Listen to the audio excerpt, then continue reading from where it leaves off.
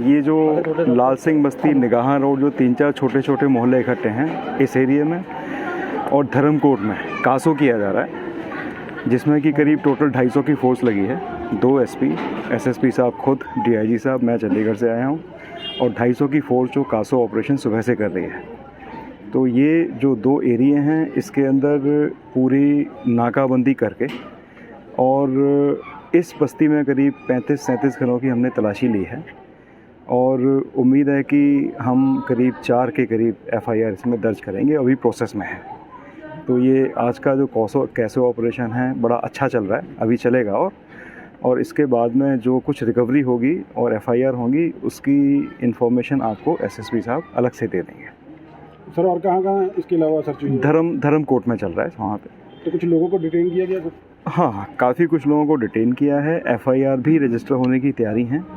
जो कुछ रिकवरी है या जो कुछ इन्फॉर्मेशन है उसके हिसाब से, जिसकी डिटेल आपको अभी ऑपरेशन चलेगा 2-3 घंटे, उसके बाद फिर बता देंगे। पिछले 3-4 महीने पहले की बात की जाए, जब से नशा विरोध चल रहा है, मुहिम चल रही है, तब तक रिकवरीज तो हो ही रही है। कितना आपको लग रहा है ग्राउंड में फीडबैक कि कितना नशे को ढल पड़ी है? नहीं, बहुत फ़र्क है, ऑल ओवर पंजाब बहुत फ़र्क है, और मोगा को मैं सुपरवाइज़ कर रहा हूँ, मोगा में भी बहुत फ़र्क है। जो स्टेटिस्टिक्स हैं वो बड़ी एनकरेजिंग हैं, चाहे एफआईआर जितनी दर्ज की हैं, जितने स्मगलर्स को अरेस्ट किया है, और सबसे बड़ी चीज़ है कि जो सप्लाई चेन है वो काफ़ी हद तक टूट चुकी है। अब ज़रूरत इस चीज़ की है, जो कि सरकार भी और हम भी बार बार, हमारी संपर्क मीटिंग भी होती है, उसमें भी हम सभी लोगों को गुजारिश करते हैं।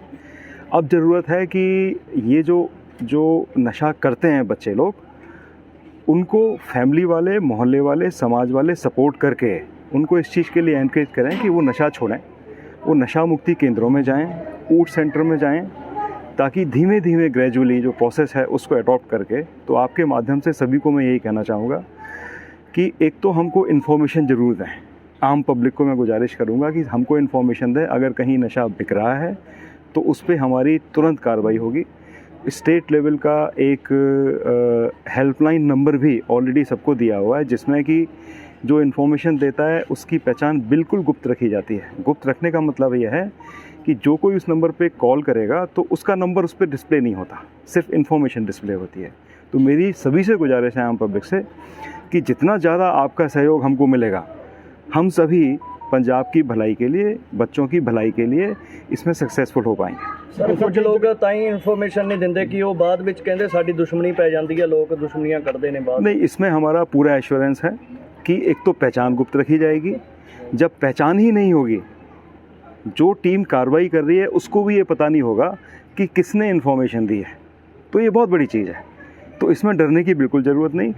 अगर 1-2% ऐसा होता भी है कि पहचान कहीं लोकल लेवल से अगर आउट हो जाती है, तो उसमें हमारी पुलिस, लोकल पुलिस तुरंत कार्रवाई करेगी, ये मेरा बिल्कुल एश्योरेंस है सब लोगों। सर कई बार ऐसी तस्वीरें सामने आती है, कोई खाली प्लाट है, खाली जगह, वहाँ पे जो एडिक्ट है वो नशा करते नजर आते हैं, उसके लिए पुलिस क्या जरूरत है? नहीं, इसमें जितनी भी कमेटी हैं, आपको ध्यान होगा कि पिछली बार मैं संपर्क मीटिंग में आया था, तो उसमें इनफैक्ट 65 गाँवों की पंचायतों ने मता डाला था कि जी हमने अपने गाँव को, उसी तरीके से कम्युनिटी के वार्ड्स ने भी मता डाला था।